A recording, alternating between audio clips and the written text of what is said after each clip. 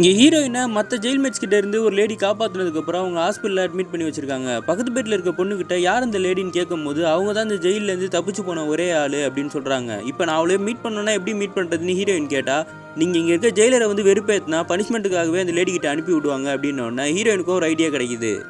ஹீரோயினும் ஜெயிலர்கிட்ட பேசும்போது வேணுன்னே அவன் கழுத்தில் பென்சில் எடுத்து குத்திடுறாங்க. இதனால பனிஷ்மெண்ட்டுக்காக அந்த லேடி கிட்ட அனுப்புறாங்க. 2 பேரும் உட்காந்து பேசிட்டு இருக்கும்போது ஹீரோயின் கேட்குறாங்க, இந்த ஜெயிலில் என்ன தான் நடக்குது, நிறைய லேடிஸ் எல்லாம் காணாமல் போயிட்டு இருக்காங்க, எங்கே போகிறாங்கன்னும் போது அப்போ தான் அந்த லேடி சொல்கிறாங்க, இங்கே இருக்க எல்லா லேடிஸையும் பரவலில் ரிலீஸ் பண்ணி அவங்கள வந்து வெளிநாட்டுக்கு கடத்தல் பண்ணி அனுப்பிச்சிட்டு இருக்காங்க இந்த மினிஸ்டர் அப்படின்னு சொல்லி. ஹீரோயினும் அந்த லேடி கிட்ட கேட்குறாங்க, நீங்கள் எனக்கு இவ்வளோ ஹெல்ப் பண்ணுறீங்கன்னு சொல்லி. அப்போ தான் அவங்க சொல்கிறாங்க, எனக்கு ஒரு பொண்ணு இருந்தா இங்கே நடந்த பிரச்சனையில் தான் அவளும் இறந்து போயிட்டா, அவளுக்கு நான் அனுன்னு தான் பேர் வச்சிருந்தேன், உன் பேரும் அனுன்றதுனால தான் என்னால் மறக்க முடியலன்னு அவங்க அழுறாங்க. ஹீரோயினும் அவங்களை கட்டி பிடிக்கிறாங்க.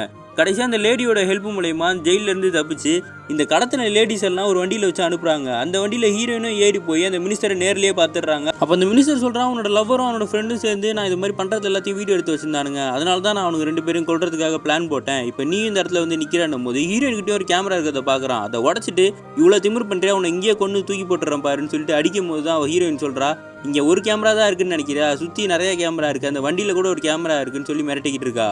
அது மட்டும் இல்லாமல் ஹீரோயின் சொல்கிறாங்க, நான் வேணுனே தான் அரெஸ்ட் ஆகி இங்கே உள்ளே வந்தேன், உன்னோட ஆப்போசிட் மினிஸ்டர்கிட்ட நான் எல்லாமே பேசிட்டேன், இங்கே எல்லாருக்கிட்டையும் அடி வாங்கி அந்த லேடியை போய் மீட் பண்ணி இங்கே நடக்கிற ஒன்றொன்றுத்தையும் எல்லாத்தையும் வெளியே கொண்டு வரணும்னா லைவ் ஸ்ட்ரீமில் நியூஸ் சேனலில் காமிச்சிக்கிட்டு இருக்கேன்னு அப்போ தான் நம்மளுக்கு காட்டுறாங்க எல்லாமே நியூஸ் சேனலில் ஓடிக்கிட்டு இருக்கு. இதுக்கப்புறம் உன்னை சும்மா விடக்கூடாதுன்னு சொல்லி அந்த அரசியல்வாதி கன் எடுத்து நீட்டுறான். ஹீரோயினுக்கும் அவனுக்கும் நடந்த சண்டை இல்லை, கன் அவன் பக்கமாக திரும்பி அடித்த உடனே அவனும் அங்கே கீழே விழுந்து இறந்தும் போயிடுறான். ஹீரோயின் அங்கே இருக்க எல்லா ஜெயில் கதையும் காப்பாற்றிட்டு வெளில வந்துடுறாங்க. இந்த நியூஸ் எல்லாம் எப்படா லீக் ஆச்சுன்னும் போது தான் தெரிய வருது, ஹீரோயினோட பாஸ் தான் இது எல்லாத்தையும் பண்ணியிருப்பான். ஹீரோயின் வேணுன்னே சொல்லிட்டு போகிறாங்க, உன்னை சும்மா விட மாட்டேன், உனக்கு ஆப்போசிட்டாகவே ஒரு நியூஸ் சேனல் ஆரம்பிக்கிறேன்னு சொல்லி ஸ்டார்ட் பண்ணிவிட்டு இதோட இந்த சீரீஸும் முடியுது.